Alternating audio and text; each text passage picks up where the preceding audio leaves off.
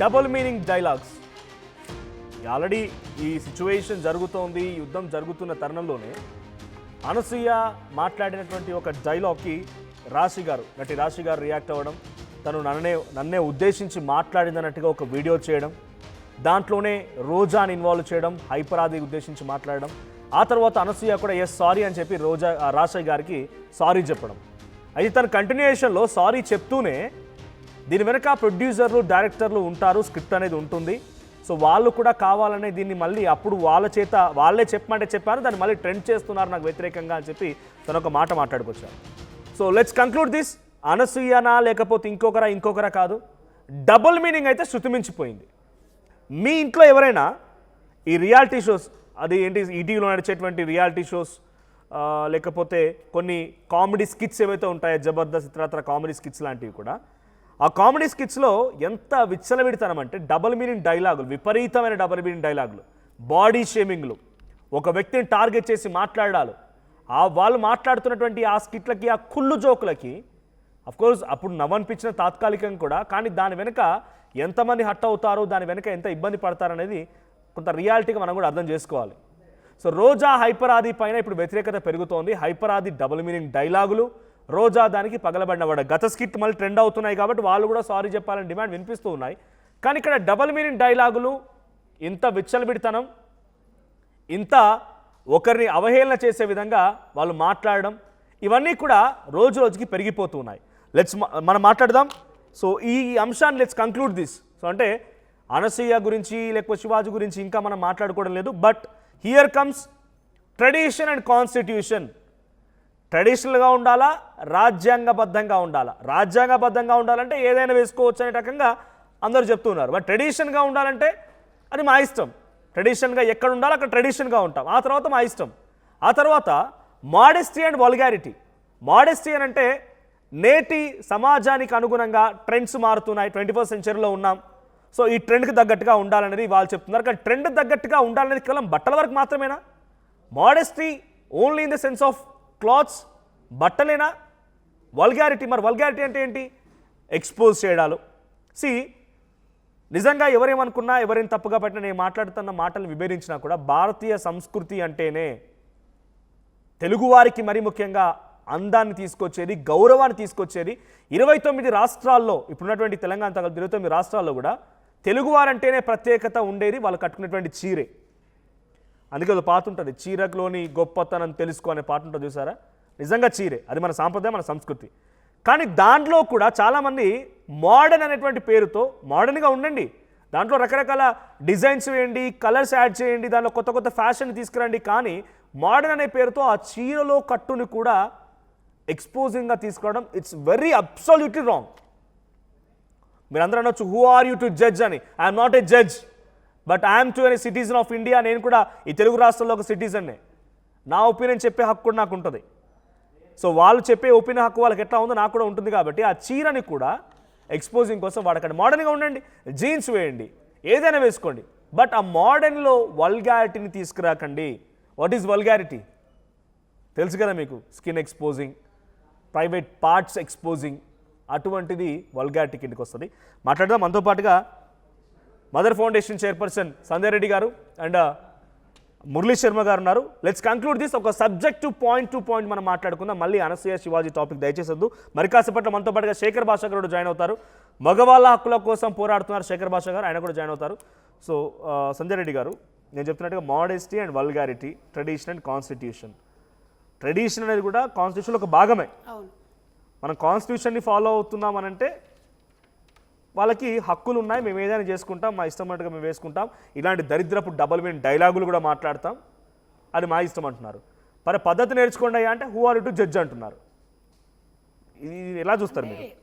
పద్ధతి చీరలో ఉంటుంది, లంగవోనిలో ఉంటుంది. ట్రెడిషనల్గా మీకు చాలామంది ట్రెడిషన్ ఇష్టపడతారండి. ఇట్లా ఈ హాఫ్ డ్రెస్సెస్ ఇవనేది అప్పటి వరకు, కానీ ఒక రూపం అనేది శారీలో, ఒక లంగవోని వేసుకొని మంచిగా పూలు పెట్టుకోవాలి. అమ్మాయిలు కూడా హైదరాబాద్లో జాబులు చేసేసి మంచిగా బతుకమ్మ పండుగలు వచ్చినప్పుడు సాంప్రదాయాలకు మంచిగా గాజులు వేసుకొని, అంటే వాళ్ళకి ఇష్టము, బట్ కాకపోతే అవి వాస్తవానికి కూడా కొన్ని జాబ్ చేసేటప్పుడు ఈ లంగావోణీలు వేసుకొని బ్లౌజులు వేసుకొని ఇట్లా వేసుకొని జాబ్ చేయాలి అంటే కొంచెం ఇబ్బందిగా ఉంటుంది. కాబట్టి నేను అనేది ఏంటంటే ట్రెడిషనల్లోనే ఈ ఎక్స్పోజ్ అనేది కూడా ఓన్లీ హాఫ్లో ఉండదు. ట్రెడిషనల్ కూడా ఎక్స్పోజ్ ఉంటుంది, కనిపించినట్టుగా ఆ అందమే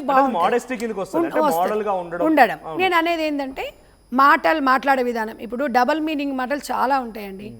అసలు ఈ హైపర్ అది మీరు అన్న తర్వాత చూస్తున్నాము. కొన్ని సందర్భాలలో చాలా అడుగుదామంటే కూడా మనం అసలు ఎక్కడ అప్రోచ్ కావాలి ఏంది మనం ఒక్కరితోనే సాధ్యమా అనుకున్నాం. కానీ నాకు ఇప్పుడు అనిపించింది మీ చర్చ ద్వారా నాకు అనిపించింది. ఎందుకంటే 100% అంటే నేను నా దగ్గర ఎంతమంది కాల్స్ చేసి చర్చ మాత్రం మొదలైంది అంటారు. అంటే మీరు ఒక మంచి పరిణామాన్ని తీసుకున్నారు, సమాజానికి మంచి పరిణామం ఇస్తున్నారు. ఇక్కడ అనసూయనా లేకపోతే రోజానా ఇప్పుడు ఇంద్రజ గారు కూడా నేను ఒకటి చెప్తున్నాను, ఎంత నిండుగా ఎంత పద్ధతిగా ఉంటుంది, తను చాలా రెస్పెక్ట్ చేస్తాను. బట్ నేను అనేది ఏంటంటే వాళ్ళ ఒక బాధ్యత గల సెలబ్రిటీగా ఈ డబల్ మీనింగ్లు వచ్చినప్పుడు మీరు ఆబ్జెక్షన్ చేయాలి. మేము పారిశుద్ధ్యంగా మేము అక్కడ డబ్బులు తీసుకుంటున్నాము, ఈ షోకి న్యాయం కాదు, ప్రజలకు న్యాయం చేయండి. మీరు ఇక్కడికి వచ్చేసి మనం డబ్బులు తీసుకున్నాము, డబ్బులతో ఏదైనా డబ్బులతోని కొనలేనివి చాలా విలువైనవి ఉంటాయి. మనిషి ఆత్మాభిమానం ఉంటుంది, మనము ఆత్మగౌరవం ఉంటుంది.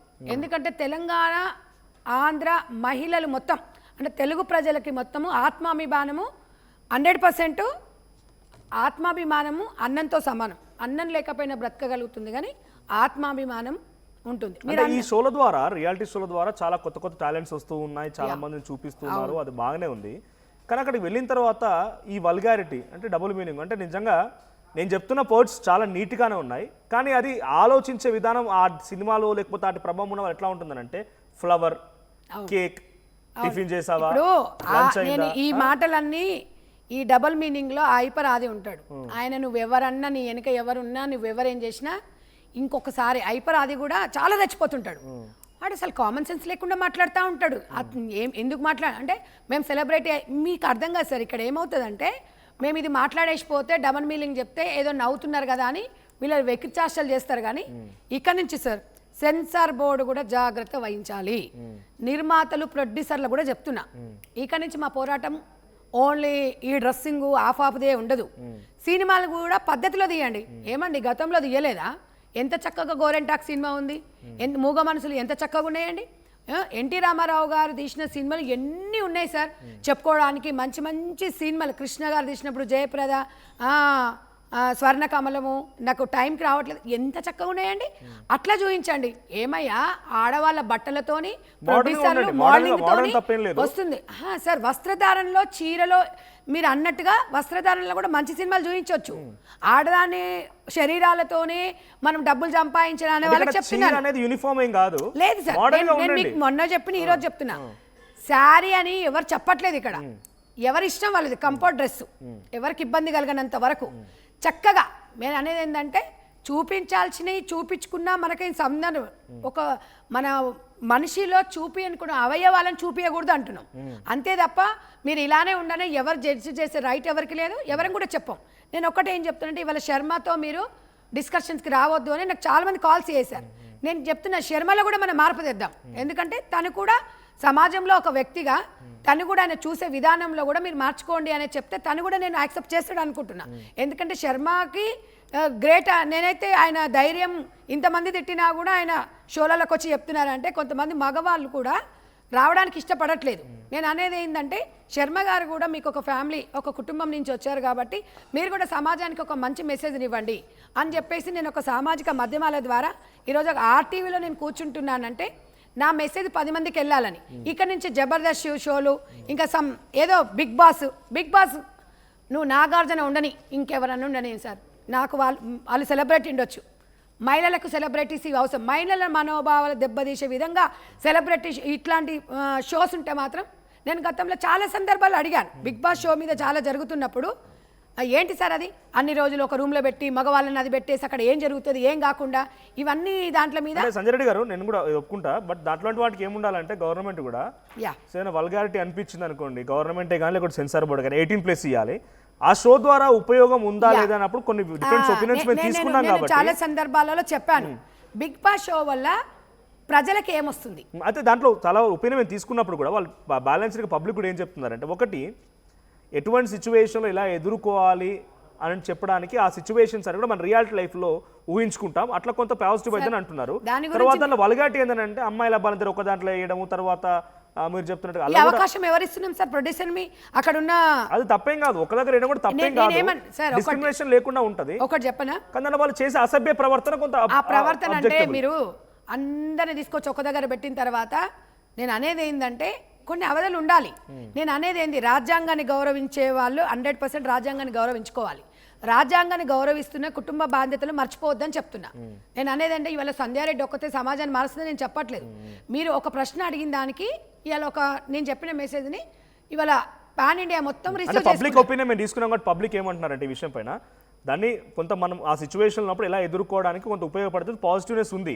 సో నెగిటివ్ వాళ్ళు అబ్జెక్ట్ చేస్తున్న ఒకటి ఏంటంటే వెళ్తున్న వారు అందులో లోపలికి ఎవరైతే ఎంట్రీ ఇస్తారో వాళ్ళు బయట ఏదో ఒక రచ్చలేపి, నాకు తెలిసి నేను శర్మ గారు కూడా బహుశా నెక్స్ట్ సారి అవకాశం వస్తే ఆయన రకంగా ట్రెండ్ అవుతున్నారు కాబట్టి ఆయనకు అవకాశం రావచ్చేమో. అంటే తీసుకునే వాళ్ళు ఎవరైతే ఉన్నారో వాళ్ళు ఏ రకంగా తీసుకుంటారు ఎలిజిబిలిటీ అనే రకంగా చూడాలి. ఒక్కసారి మళ్ళీ మీ దగ్గరకు వస్తా శర్మ గారు. సో లెట్స్ కంక్లూడ్ ఒక సబ్జెక్ట్ మంచి స్పెట్స్తో వచ్చి మంచిగా ఈరోజు మంచి మోడల్గా ఉన్నారు మీరు. ఓకే, ఒక మంచి మోడల్లా కనబడుతున్నారు. జయ అనసూయ ఫ్యాన్స్, అనసూయ వల్లే ఇట్లా వచ్చేసాను. సరే మీరు ఫ్యాన్స్ మీరు కంటిన్యూ చేయండి, తనకు మంచి ప్రోగ్రామ్ కంటిన్యూ చేస్తే ఏం కాదు. సంజయ్ రెడ్డి గారు చెప్పినట్టు మీలో కూడా మార్పు తీసుకురావాలి. కాన్స్టిట్యూషన్ ని పాటించండి, ట్రెడిషన్ ని పాటించండి, ఒక వల్గారిటీ చూపించకున్నటువంటి వాటిని చూపించకండి. At same time double meaning dialogues గురించి మాట్లాడుతున్నారు. మంచి ట్రెండ్ లో ఉన్నారు. ఇది మోడర్న్. మీరు మోడర్న్ ఉన్నారా? ఇది మోడర్న్. మంచి ట్రెండ్ లో ఉన్నారా? కన్వీనియంట్. మీ కన్వీనియంట్ ట్రెండ్ లో ఉన్నారు. కన్వీనియంట్ కోసం మీ కన్వీనియంట్ కోసం స్లీవ్లెస్ షార్ట్ వేసుకోవాల్సిన అవసరం లేదు కదా, మీకు అవసరం లేదు కదా. సో ఇట్లా ట్రెండ్గా ఉండండి పర్లేదు, కానీ దాంట్లోనే వల్గారిటీ చూపించకండి అనేది వాళ్ళు ఫైట్ చేస్తారన్నమాట. ఏం చెప్తారు? మనుషుల్లో మార్పు రావాలి. అసలు మహాత్మా గాంధీ గారు ఏం చెప్పారు బహుశా చాలామంది మర్చిపోయారు. ఎందుకంటే ఈ మధ్య మహాత్మా గాంధీని అందరూ దూరం పెట్టేస్తున్నారు.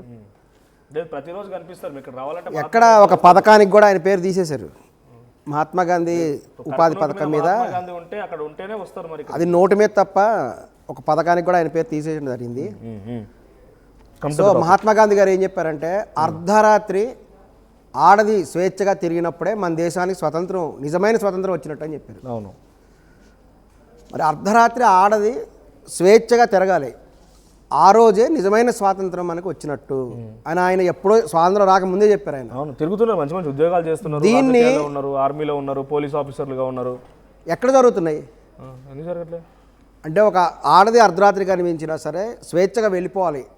మేడం గారు అన్నట్టు చెడు దృష్టి ఉంటుంది, ఎందుకు ఉండదు? అమ్మాయి కనిపిస్తే చెడు దృష్టి రాదా? అది ఉండకూడదు, మోరల్ వాల్యూస్ ఫాలో అవ్వండి అని మహాత్మా గాంధీ గారు చెప్పారు. మరి మహాత్మా గాంధీ చెప్పింది అనసూయ కూడా చెప్పింది, వేరే చిన్మయి కూడా చెప్పింది అదే. మేము ఎటువంటి వస్త్రధారణతో ఉన్నా ఎటువంటి ఉన్నా సరే మీ మైండ్ సెట్ అనేది మారాలి అని చెప్తున్నారు వాళ్ళు.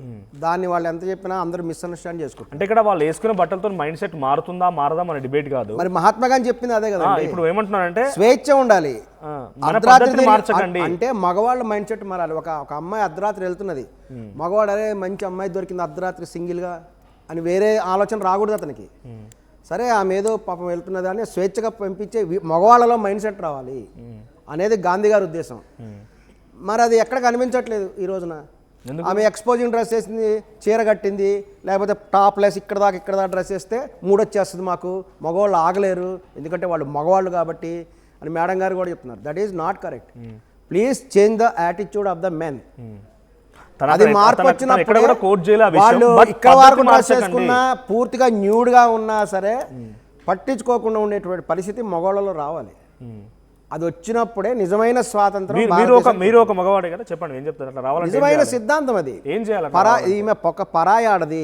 ఏం చేయాలి అట్లా రావాలి? బౌద్ధ మతంలో చెప్పింది అదే. బౌద్ధ మతంలో ఏమంటారంటే పరాయి వస్తువుని ఆశించొద్దు అంటాడు గౌతమ్ బుద్ధుడు. పరాయి వస్తువు, ఆ అమ్మాయి పరాయి మనిషి, నా మనిషి కాదు. సో ఆమె ఎలా ఉన్నా నాకు అనవసరం, ఆ దృష్టితో చూడకూడదు అనే ఆలోచన మైండ్ సెట్ మగవాళ్ళలో రావాలి. అది రావట్లేదు.